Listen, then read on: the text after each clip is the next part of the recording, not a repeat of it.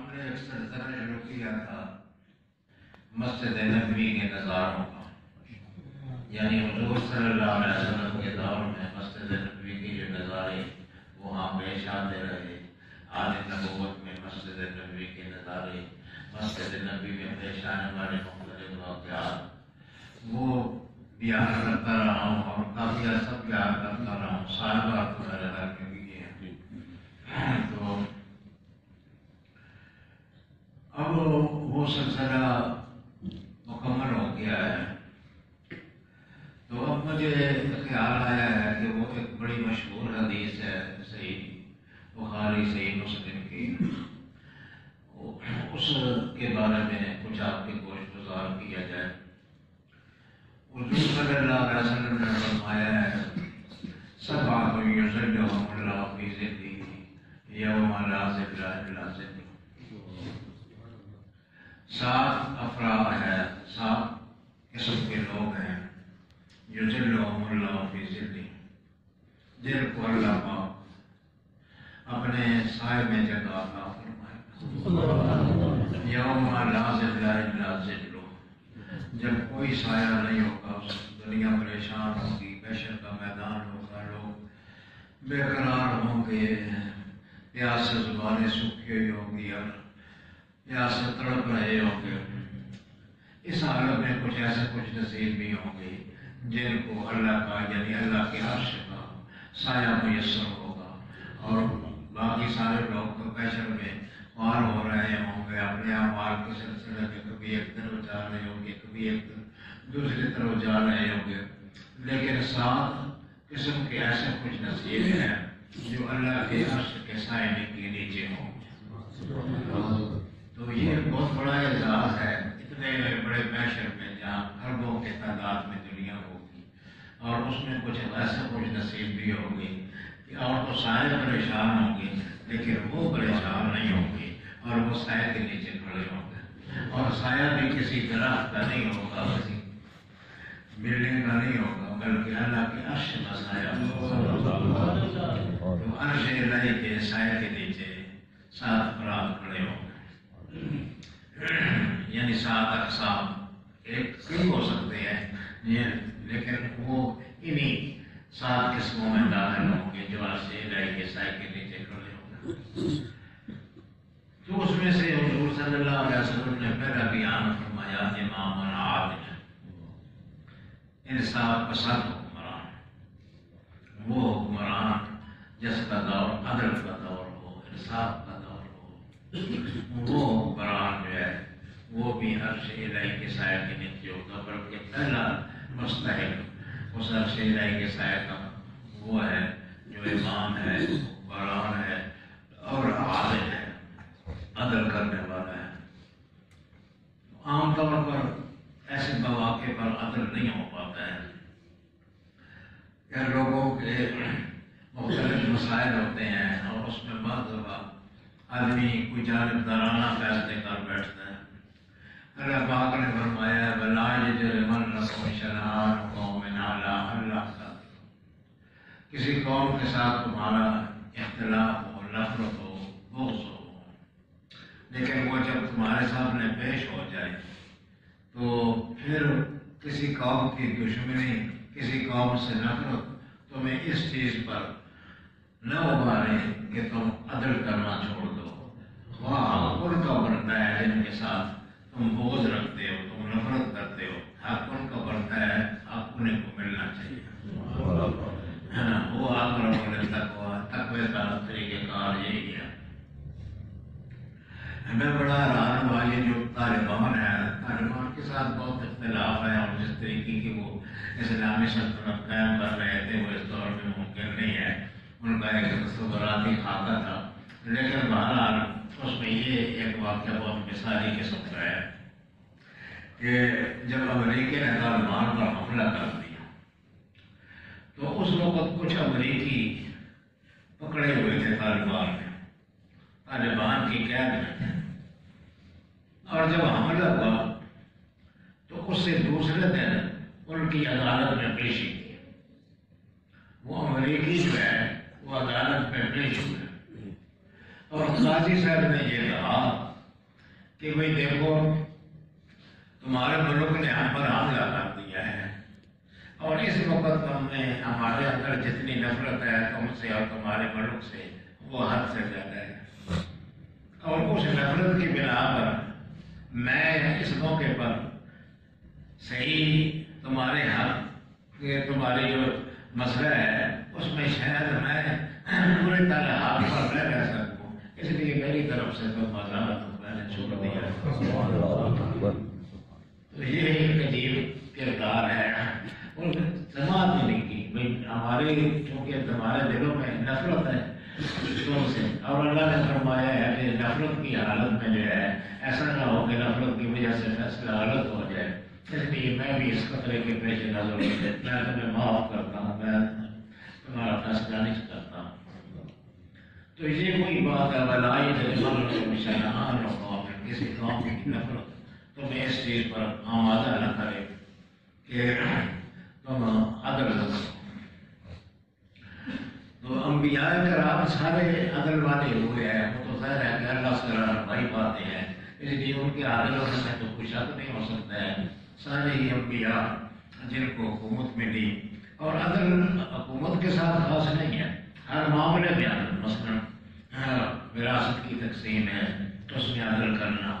اور تجارت ہے اس میں عدل کرنا، یعنی ہر چیز میں جو صحیح بات ہے اس کو محفوظ رکھنا، اور اس میں اپنا نقصان ہو رہا ہو یا اپنے کسی رشتہ دار کا نقصان ہو رہا ہو لیکن حق اگر اس دوسرے آدمی کا ہے تو اس کو حق دے دینا، یہ عدل ہے۔ تو یہ زندگی کے سارے نظام پر محیط ہے، صرف یہی نہیں کہ اختلاف ہو، فیصلہ جھگڑا ہو تو اس میں فیصلہ کرے تو عدل کرے، زندگی کے پورے نظام میں عدل ہونا چاہیے۔ حضور صلی اللہ علیہ وسلم سب سے بڑے عادل ہیں، بلکہ عدل کی بنیاد رکھنے والے، صحیح عدل کی بنیاد رکھنے والے حضور صلی اللہ علیہ وسلم ہیں۔ ان سے بڑا عادل پیدا نہیں ہو سکتا ہے، بلکہ ان جیسا کوئی عادل بھی پیدا نہیں ہو سکتا ہے۔ جو بھی ہوگا آپ سے رہنمائی حاصل کرے گا، عدل و انصاف میں، اور وہ تو آپ کا جملہ عدالتی تاریخ میں اور انصاف کی تاریخ میں آپ اس ذات سے لکھنے کے قابل ہے۔ وہ ایک چوری کر لی تھی ایک عورت نے، وہ بڑی معزز عورت تھی، مخزومیہ قبیلے بنی مخزوم سے تعلق رکھتی تھی، اس سے چوری کی حرکت سزاد ہو گئی، چوری میں ہاتھ کاٹا جاتا ہے، وہ بھی گرفتار ہو گئی، اور اس کے لیے لوگ یہی سمجھ رہے تھے کہ سزا تو ہوئی ہے، اسی کا فیصلہ ہوگا، حضور صلی اللہ علیہ وسلم وہی فیصلہ کریں گے ہاتھ کاٹنے کا۔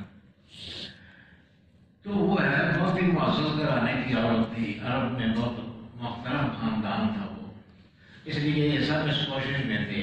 کہ اس کی سزا میں کوئی تخفیف ہو جائے،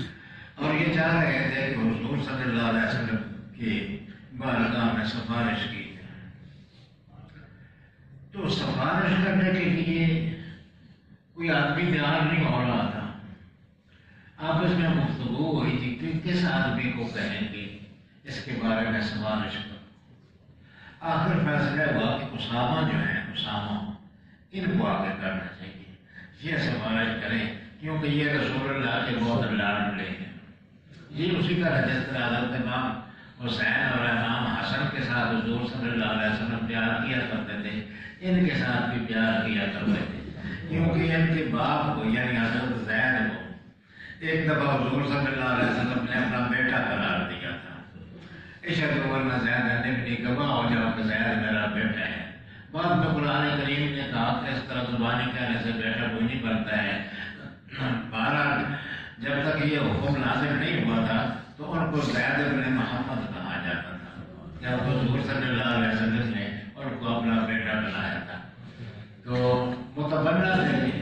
بیٹا بنایا گیا تھا۔ تو ان کے ساتھ حضور صلی اللہ علیہ وسلم کا بہت ہی زیادہ پیار تھا، بہت زیادہ محبت تھی، اور محبت کی وجہ ان کا وہ حساب اور ان کی وہ قربانی تھی جو بچپن میں دی اور ساری دنیا کو حیران کر دیا۔ یہ غالباً 10 سال یا اس کے لگ بھگ عمر ہوگی ان کی جب یہ واقعہ پیش آیا کہ یہ گرفتار ہو گئے، یعنی اغوا کار جو ہیں اغوا کر کے لے گئے تھے اور پھر اس کو غلام بنا کے بیچ دیا تھا۔ اس زمانے میں غلام ہوتے تھے تو ان کو غلام بنا کے بیچ دیا گیا۔ پھر یہ مختلف مراحل سے گزرتے ہوئے حضور صلی اللہ علیہ وسلم کے پاس آ گئے تو ان کو پتہ چلا پیچھے گھر والوں کا کہ وہ ہمارا بیٹا زید جو ہے وہ تو حضور صلی اللہ علیہ وسلم کے پاس ہے، تو وہ ان کو لینے کے لیے آئے، چچا بھی آیا، باپ بھی آیا، اور انہوں نے حضور صلی اللہ علیہ وسلم سے درخواست کی۔ یہ اس زمانے کا واقعہ ہے جب حضور مکہ مکرمہ میں ہوتے تھے، تو ان سے درخواست کی کہ ہمارا بیٹا جو ہے وہ آپ کے پاس ہے، اسے آپ واپس کر دیں۔ واقعہ طویل ہے، مختصراً میں عرض کر رہا ہوں کہ حضور صلی اللہ علیہ وسلم نے فرمایا کہ تم جو مطالبہ کرتے ہو وہ میں اس میں کوئی فیصلہ کیا کروں، بہتر یہ ہے کہ اس بیٹے پر ہی فیصلہ چھوڑ دیا جائے جس کو لینے کے لیے تم آئے ہو، اسی سے باقی یہ جو تم پیشکشیں کر رہے ہو کتنے پیسے دو جو اور اتنا سامان لے لو اور اپنا، اس کی مجھے کوئی ضرورت ہے۔ میں اگر کوئی بیٹا تمہارے ساتھ جانے پر راضی ہے تو میں بغیر کوئی پیسہ لیے اس کو تمہارے ساتھ بھیج دیتا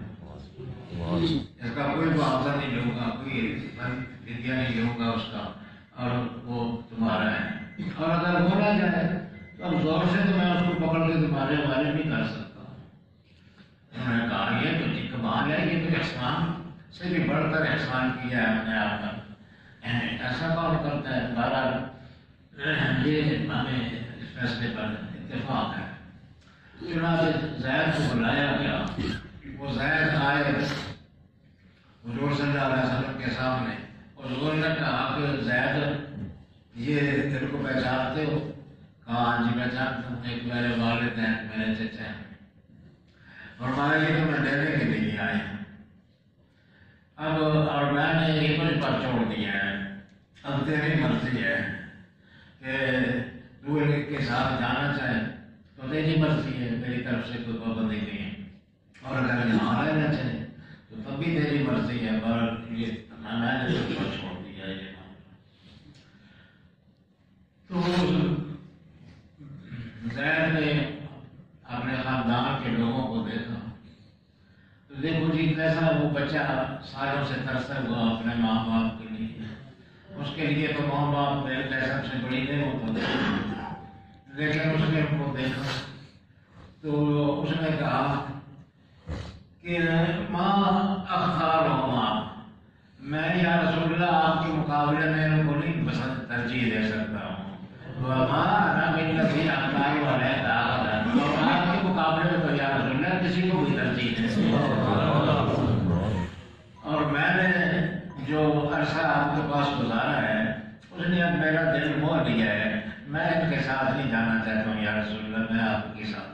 رہنا چاہتا ہوں۔ تو یہ بہت بڑی قربانی اس وقت وہ شور بھی کیا انہوں نے، ماں باپ نے کہ تجھے حریت مل رہی ہے، گھر مل رہا ہے، اپنا خاندان مل رہا ہے، اس کو چھوڑ کے اسی غلام بنانا پسند کرتے ہو۔ انہوں نے کہا کہ ہاں اس میں غلام ٹھیک ہوں، میں گھر جانے کے لیے تیار نہیں ہوں۔ تو اس وقت حضور صلی اللہ علیہ وسلم بہت مسرور ہو گئے تھے، اور آپ نے ان کا ہاتھ پکڑا تھا اور سب کے سامنے اعلان کیا تھا کہ اشہدوا ان زید ابنی، تم سارے گواہ رہو کہ زید میرا بیٹا ہے۔ سبحان اللہ، نعرہ تکبیر، اللہ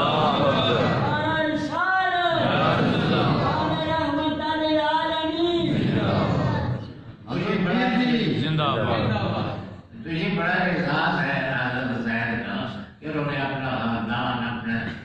علاقہ، اپنا گھر بار سب کچھ چھوڑ دیا اور رسول اللہ کے پاس رہنا پسند کر لیا۔ تو اس لیے زید بہت پسند تھے، ان کے بیٹے اسامہ وہ بھی بہت پسند تھے حضور صلی اللہ علیہ وسلم کو، بلکہ بعض دفعہ حضور صلی اللہ علیہ وسلم حضرت حسن و حسین کو اٹھائے ہوتے تھے تو ساتھ اسامہ کو بھی اپنی راہ پر بٹھایا ہوتا تھا۔ ان کو بھی اپنے بچوں کی طرح سمجھتے تھے حضرت اسامہ. تو یہ وہ ابن الحب یعنی خود بھی ڈالنا اور بیٹا بھی ڈالنے کا. صحابہ کرام ہے کو ابن الحب کہتے ہیں یعنی محبوب اور محبوب کا بیٹا. تو بڑی شان تھی حضرت اسامہ کی. بعد میں اسامہ بھی بڑے قائد لشکر کے ہوئے اور بڑی انہوں نے خدمات انجام دی اسلام کے لیے. بڑی شہ ہے حضرت اسامہ میں. تو پھر صحابہ کرام نے کہا کہ اور کو اس مخزومی عورت کے سلسلے میں کوئی سفارش نہیں کر سکتا ہے. ہاں اسامہ جو ہے وہ کہہ تو حضور مان لیں گے. تو اسامہ کو کہا گیا کہ جی سفارش کر دو ذرا اس کی. اسامہ بچے تھے انہوں کو زیادہ تفصیلات کا پتہ نہیں تھا. انہوں نے سفارش کر دی کہ یا رسول اللہ یہ جو عورت ہے اس کے ساتھ سب لوگوں کی رائے یہ ہے کہ اسے پر مہربانی کی جائے کرم کیا جائے اس کو چھوٹ دی جائے. وہ ہاتھ کاٹنے کی سزا جو ہے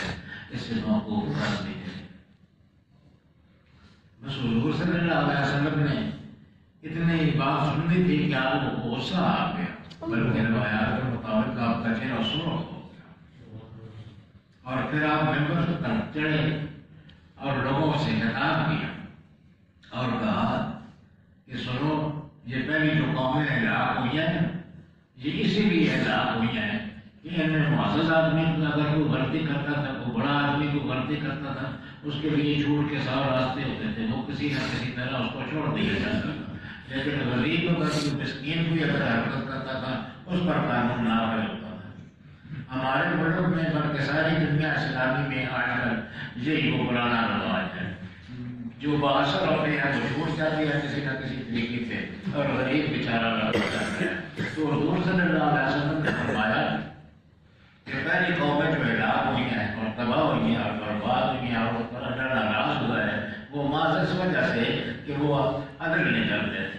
انصاف نہیں کرتے تھے. ان میں سے کوئی معزز آدمی گناہ کرتا تھا اس کو چھوڑ دیا جاتا تھا. کوئی غریب مسکین گناہ کرتا تھا وہ گرفت میں آیا کرتا تھا. میں اس کو باطل کرنے کے لیے آیا ہوں. اور پھر بڑے جذبے میں فرمایا لونا فاطمہ بنت محمد سرقت لقطات یدہا. اللہ کی قسم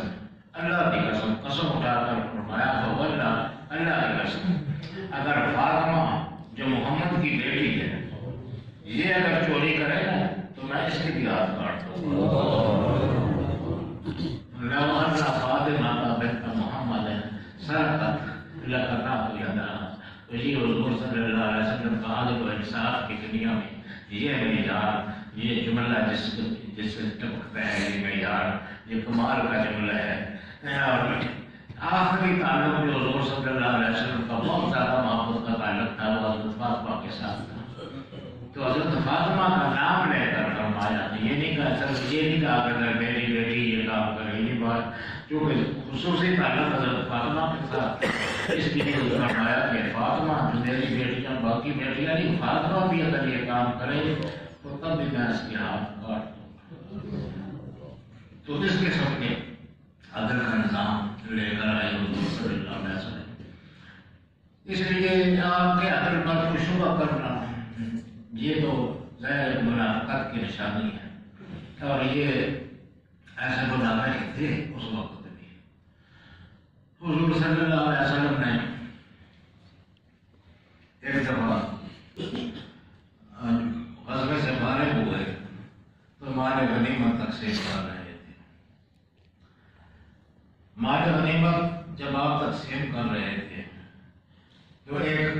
آدمی کھڑا ہوا بدبخت منافقین میں سے تھا یا خارجیوں میں سے تھا جو بعد میں خارجی آئے ان کا وہ بڑا تھا. اس نے حضور صلی اللہ علیہ وسلم کو تقسیم کرتے دیکھ کر کہا اے میرے یار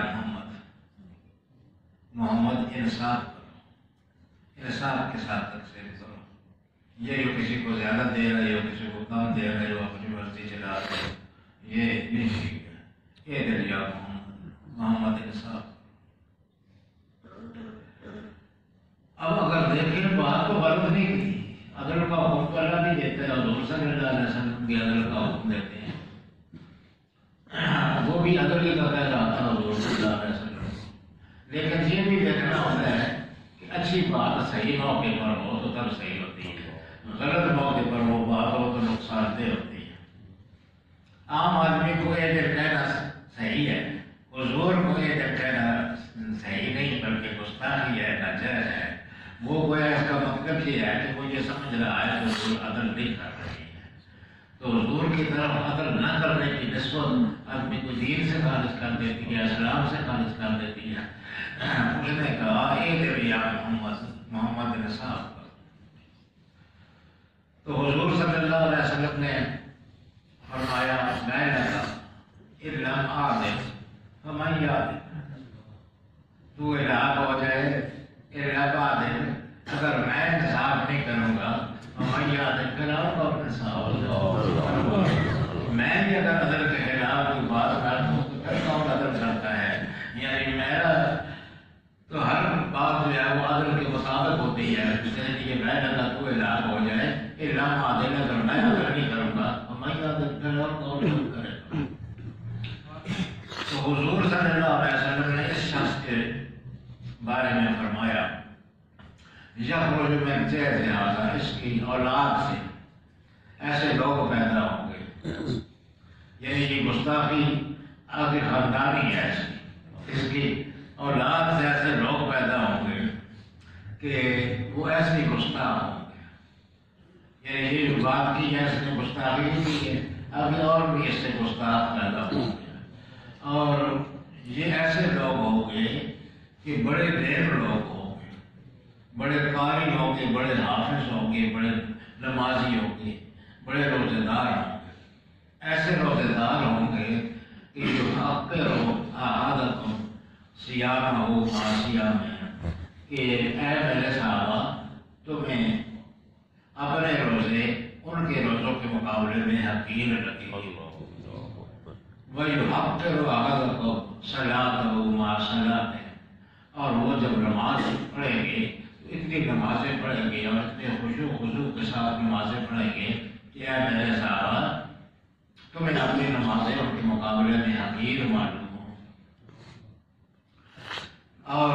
یہ لوگ یقرؤون القرآن، بہت بڑے قاری ہوں گے، قرآن کے بہت خوبصورت قرآن پڑھیں گے، لیکن لا یجاوز تراقیہ، قرآن ان کی زبانوں پر تو ہوگا لیکن وہ گلے کسی نیچے نہیں اترے گا، اس کے دلوں پر اثر نہیں کرے گا، کہ سینے پر نہیں، جو کچھ ہوگا منہ میں ہوگا، دل میں نہیں ہوگا قرآن۔ یمرقون من الدین کما یمرق السهم من الرمیہ، وہ اس طرح سے دین سے گزر جائیں گے جس طرح بعض دفعہ انتہائی تیز تیر جو ہے وہ اپنے نشانے سے آر پار گزر جاتا ہے اور چڑیا سے گزر جاتا ہے، اور اس کو نہ کوئی اس کے ساتھ پر لگتا ہے نہ اس کے ساتھ خون لگتا ہے، وہ آر پار گزر جاتا ہے، یہ بھی دین سے آر پار گزر جائے گی، دین نظیر کا کوئی حصہ نہیں ہوگا۔ تو یہ پھر بعد میں حاضری پیدا ہوئے، حضرت علی کے ساتھ ان کی لڑائی ہوئی خوارج کے ساتھ، وہ حضور صلی اللہ علیہ وسلم کی پیش گوئی کے مطابق حضرت علی نے ان کو خاص طور پر ختم کیا، استحصال کیا اپنے طور پر، وہ جو موجود تھے ان کا تو استحصال ہو گیا لیکن نظریہ بھی چل رہا ہے، وہ خارجی اور گستاخ بھی چلے آتے ہیں۔ دوبارہ یہ گستاخی رسول صلی اللہ علیہ وسلم کی ہو تو اس کے ساتھ کوئی عمل کام نہیں دیتا ہے، یہ بات ذہن میں رہے کہ خواہ نمازی ہو آدمی، خواہ وہ روزے دار ہو، خواہ وہ متقی ہو، پرہیزگار ہو، کیسا ہی دیکھ کیوں نہ ہو، لیکن جب تک اس کے دل میں حضور صلی اللہ علیہ وسلم کا ادب اور احترام اور عقیدت نہیں ہوگی، اس وقت تک یہ نمازیں روزے یہ چیزیں کچھ پیدا نہیں دیتی ہیں۔ دوبارہ حضور صلی اللہ علیہ وسلم اسی ادب کو قائم کرنے کے لیے آئے تھے اور فرمایا کہ میں لگا تو اراد ہو جائے علم آدم فمن یادم، اگر میں نظر نہیں کروں گا تو پھر کون نظر کرے گا؟ تو حضور صلی اللہ علیہ وسلم نے اسی عدل کے نظام کو قائم فرمایا. حضور صلی اللہ علیہ وسلم خود سب سے بڑے عادل، سب سے بڑے منصف، اور یہ بھی معلوم ہوا کہ ہر اچھی بات کرنے کی نہیں ہوتی ہے. ایک چیز فی نفسی اچھی ہوتی ہے لیکن جس موقع محال پر وہ کی جا رہی ہوتی ہے وہاں ٹھیک نہیں ہوتی ہے. تو بہرحال حضور صلی اللہ علیہ وسلم نے اس نظام کو قائم کیا، عدل کے نظام کو قائم کیا، اور بے شمار واقعات حضور صلی اللہ علیہ وسلم کی زندگی میں عدل کے ہیں اور رحم کے بھی ہے. عدل اپنی جگہ ہوتا ہے، رحم اپنی جگہ ہوتا ہے. ایک دفعہ ایک حد نافذ ہو رہی تھی ایک مرد پر یا عورت پر، مجھے اس وقت یاد نہیں آ رہا ہے. تو حضور صلی اللہ علیہ وسلم رو رہے تھے. کسی نے کہا جی وہ آپ نے خود ہی تو حکم دیا ہے اس حد نافذ کرنے کا، اور آنکھوں سے آنسو بھی آ رہے ہیں. فرمایا ہاں وہ ٹھیک ہے، حکم جو حد کا دیا ہے وہ تو اس لیے اس پر حد نافذ ہوتی ہے. روتا اس لیے ہو کہ حکومتی ہے. بہرحال تکلیف اس کو پہنچتی ہے، مجھے بھی تکلیف پہنچتی ہے، اس کو دکھ ہوتا ہے، مجھے بھی دکھ ہوتا ہے. عزیز و رحمان، جو چیز تمہیں دکھ پہنچائے، جو چیز تمہیں تکلیف پہنچائے وہ اس نبی کو شاید گزرتی ہے. تو فرمایا کہ حد تو اس پر نافذ ہونی ہے کہ تقاضا عمل نہیں یہی ہے، حد اس پر نافذ کر رہا ہوں، لیکن ہے تو بارہ میرا امتی ہے، ایسے بھی رو بھی رہا ہوں اس سے. تو یہ جو ہمارے لیے رونے والے ہیں، ہمارے دکھوں پر غمگین ہونے والے آقا مولا صلی اللہ علیہ وسلم، ان کا سو احسان ہے ہم پر کہ ہم 100 گناہ کریں، 100 غلطیاں کریں، اور وہ بے شک اس کتنی سزا کے مستحق ہو، وہ حد کے مستحق ہو، لیکن جب ہمیں تکلیف ہوتی ہے تو ان کی آنکھوں میں آنسو آ جاتے ہیں. عشق باری یہ بیٹا پتر سے